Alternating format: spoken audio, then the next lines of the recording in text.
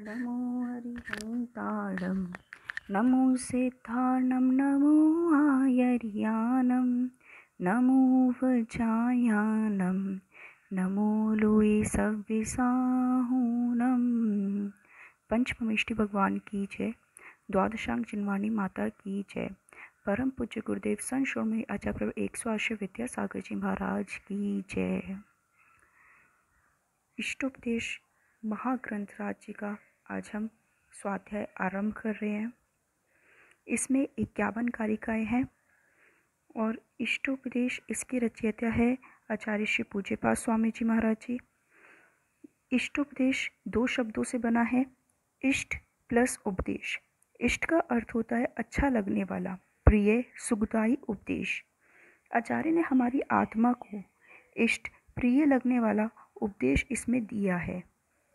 संसारी आत्मा दुख में भटक रही है।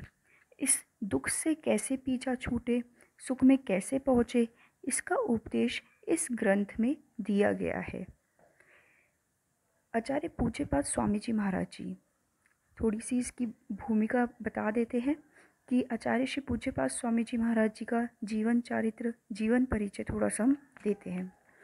इनका जन्म 5वीं-6वीं शताब्दी में कर्नाटक प्रांत के कोलंगल नामक नगर में हुआ था। इनके पिता का नाम माधव भट्ट, श्री माधव भट्ट जी और माता का नाम श्रीदेवी था। इनका जन्म ब्राह्मण कुल में हुआ था और इनका प्रथम नाम देवनंदी था, किंतु बुद्धि की महत्ता के कारण जिनेंद्र बुद्धि कहलाए।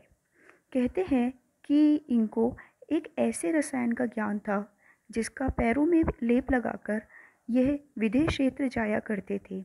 इसी कारण से इनका नाम पूज्यपाद हुआ। अब हम कारिकाएँ जो श्लोक है उनको आरंभ करते हैं। किसी भी ग्रंथ का जो पहला श्लोक होता है या पहली कारिका होती है वह मंगलाचरण होती है। तो हम आरंभ करते हैं।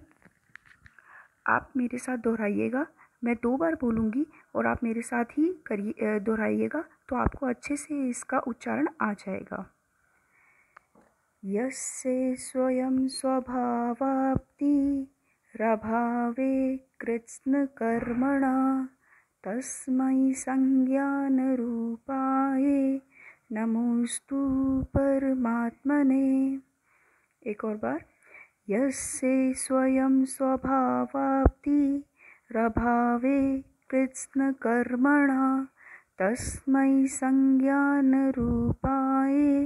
नमोस्तु परमात्मने। अब इसका हम शब्दार्थ देखते हैं। यस्य मतलब जिसको, जिस भगवान के। यस्य मतलब जिसको, स्वयं अपने आप, स्वभावाप्ति ही, र का विसर्ग हो जाएगा तो स्वभावाप्ति ही, स्वभाव की प्राप्ति हुई हो। अभावे, यहाँ से अभाव निकलेगा। अगर स्वभावाप्ति अभावे का हम संधि विच्छेद करेंगे तो स्वभावाप्ति ही अभावे। अभावे मतलब अभाव होने पर।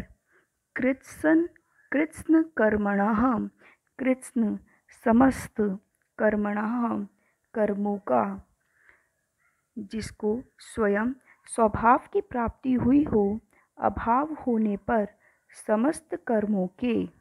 तस्मै उस, संज्ञान रूपाय अनंत ज्ञान स्वरूप परमात्मने परमात्मा को नमः अस्तु नमस्कार हो।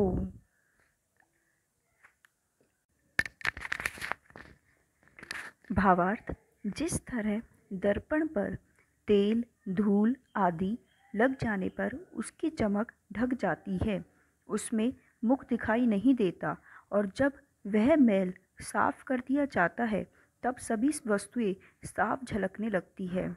इसी तरह ज्ञानावरण आदि कर्मों से आत्मा का अनंत ज्ञान, अनंत सुख आदि स्वभाव ढक जाता है।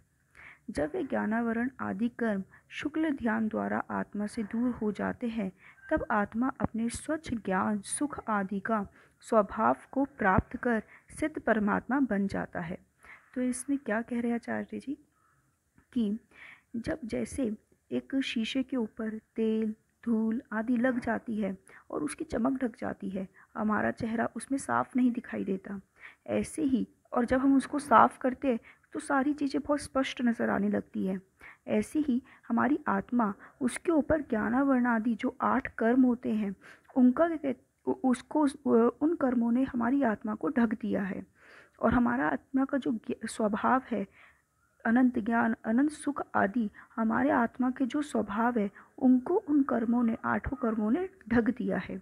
जब वे ज्ञानावरण आदि कर्म शुक्ल ध्यान द्वारा आत्मा से दूर हो जाते हैं, तब के माध्यम से शुक्ल ध्यान करने से जब वो कर्म हमारी आत्मा से दूर हो जाते हैं, तब वह आत्मा हमारा स्वच्छ हो जाती है।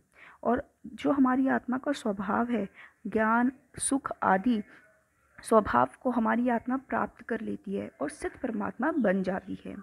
ग्रंथकार ने इष्टोपदेश ग्रंथ प्रारंभ करते हुए उन्हीं सिद्ध परमात्मा को नमस्कार किया है। अब आपको समझ में आ गया होगा। अब इसमें हम सबसे पहला प्रश्न लेते हैं कि मंगलाचरण क्यों किया जाता है। मंगलाचरण और कितनी बार किया जाता है। मंगलाचरण 6 कारणों से किया जाता है। वैसे मंगलाचरण करने के बहुत सारे कारण हो सकते हैं, लेकिन हम यहाँ पे 6 ही कारण बताते हैं। सबसे पहले शास्त्र की निर्विघ्न समाप्ति के लिए, नास्तिकता का परिहार करने के लिए, शिष्टाचार का पालन करने के लिए, उपकार स्मरण करने के लिए, शिष्यों के अनुग्रह के लिए, परिणामों की निर्मलता के लिए मंगलाचरण किया जाता है। मंगलाचरण 3 बार किया जाता है, आदि में, मध्य में और अंत में। तो आदि, मध्य, अंत में मंगलाचरण करने से क्या होता है, इसका क्या फल क्या होता है। आदि में मंगलाचरण करने से शिष्य विद्या में पारंगत होता है। मध्य में मंगलाचरण करने से प्रारंभ किया गया कार्य निर्विघ्न समाप्त होता है। और अंत में मंगलाचरण करने से विद्या एवं विद्या के फल की प्राप्ति होती है। तो आप सबको समझ में आ गया होगा कि मंगलाचरण क्यों किया जाता है, कितनी बार किया जाता है और अलग अलग करने से इसका क्या फल मिलता है। अब हम इसका प्रश्न लेते हैं एक और। अभी हम देख ही चुके हैं कि इष्टोपदेश का अर्थ क्या होता है। मैंने आपको बताया था कि इष्ट का अर्थ होता है सुखदायी, प्रिय लगने वाला। और अब हम पढ़ते हैं कि अपने स्वभाव की प्राप्ति, जैसे इस मंगलाचरण में कहा गया है कि अपने स्वभाव की प्राप्ति अपने आप हो जाती है। तो अपने स्वभाव की प्राप्ति अपने आप कैसे हो जाती है। अभी हमने भावार्थ में देखा कि उन्होंने उनमें कहा कि शीशे के ऊपर जैसे किसी ने मैल लगा दिया हो तो मुख साफ नहीं दिखेगा, इसके लिए शीशे पर लगे मैल को धोना होगा, फिर उस शीशे में मुख को देखने की शक्ति आ जाती है, वह उसका स्वभाव है। उसी प्रकार अनादिकाल से हमारी आत्मा का स्वभाव अनंत ज्ञान, अनंत दर्शन, अनंत सुख और अनंत वीर्य, उसको इन कर्मों ने ढक रखा है। तो जब तपस्वी मुनि अपनी तपस्या से इन कर्मों को नष्ट कर देते हैं तो अपने स्वभाव की प्राप्ति अपने आप हो जाती है। अब क्या कहते हैं, हम देखते हैं कि अपने स्वभाव की प्राप्ति हम कैसे कर सकते हैं। अपने स्वभाव की प्राप्ति अभी हमने देखा कि कर्मों की निर्जरा के माध्यम से कर सकते हैं। इस मंगलाचरण में कौन से परमेष्ठी को नमस्कार किया गया है। इस मंगलाचरण में सिद्ध परमेष्ठी भगवान को नमस्कार किया गया है। तो इस मंगलाचरण में जिस परमात्मा को, मतलब सिद्ध परमेष्ठी भगवान को नमस्कार किया गया है, वह कैसे है। सम्यक ज्ञान केवल ज्ञान स्वरूप है। कैसे है, केवल ज्ञान स्वरूप है, सर्वज्ञ है। वह परमात्मा अवस्था कैसे प्राप्त हुई, संपूर्ण रत्नत्रय के द्वारा प्राप्त हुई। किसके द्वारा प्राप्त हुई, स्वयं के रत्नत्रय द्वारा स्वयं को प्राप्त हुई। मतलब खुद ही क्या कहते हैं, हमने स्वयं ही मुनि रत्नत्रय को धारण किया, मुनि बने, मुनि महाराज बने, और स्वयं फिर तपस्या करने के माध्यम से हमें खुद अपने स्वभाव की प्राप्ति हुई। तो रत्नत्रय द्वारा ऐसा क्या हुआ, रत्नत्रय द्वारा संपूर्ण द्रव्य कर्म, भाव कर्म एवं 9 कर्म के अभाव होने पर स्वयं स्वतंत्र परमात्मा पद प्राप्त हुआ। तो आपको समझ में आ गया कि हमें स्वयं अपने स्वभाव की प्राप्ति क्यों हुई, और हमें स्वभाव की प्राप्ति जो हुई, और हमें यहाँ पे किस परमेष्ठी भगवान को नमस्कार किया गया है। अब हम एक बार और भावार्थ देख लेते हैं। यस्य स्वयं स्वभावाप्ति, मतलब जिसको स्वयं अपने आप अपने स्वभाव की प्राप्ति हुई हो। और कैसे स्वभाव की प्राप्ति हो? कृत्स्न कर्मणः, समस्त कर्मों के अभाव होने पर। तस्मै, उस सम्यक ज्ञान स्वरूप परमात्मा को नमस्कार हो। जिन्होंने जिन्होंने समस्त कर्मों के अभाव होने से अपने आप स्वभाव की प्राप्ति हो गई है, उस अनंत ज्ञान स्वरूप परमात्मा को नमस्कार हो। आज हम इतना ही देखते हैं। पहली ही कारिका हमने आज करा दी है, जो मंगलाचरण है। अब हम कल क्या कहते हैं आगे बढ़ेंगे और देखेंगे कि इष्टोपदेश में और हमारे हित के लिए, हमारी आत्मा के हित के लिए क्या क्या कहा गया है। तो जिनवाणी स्तुति करते हैं। जिनवाणी के ज्ञान से सूझे लोकालोक, सोवाणी मस्तक नमो सदा दे तुहु धोख।